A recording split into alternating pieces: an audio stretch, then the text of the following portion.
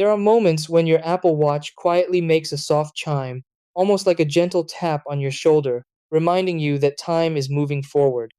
For some users, this feature is incredibly helpful. It keeps them aware of their schedule without needing to constantly check the screen. For others, especially during meetings, sleep, or focused work, that same sound can feel unnecessary or even a little annoying. What many people don't realize is that this hourly chime is not random at all. It's a built in feature that you can fully control and customize based on your lifestyle.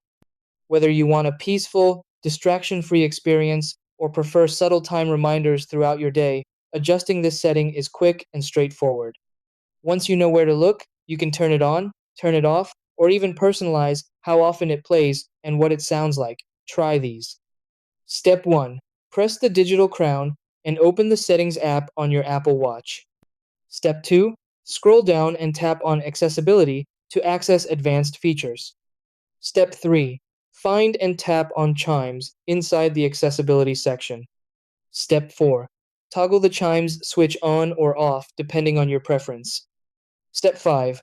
If you turn it on, tap on sounds and choose between bells or birds. Step 6. Set the timing to every 30 minutes or every hour to control how often the chime plays.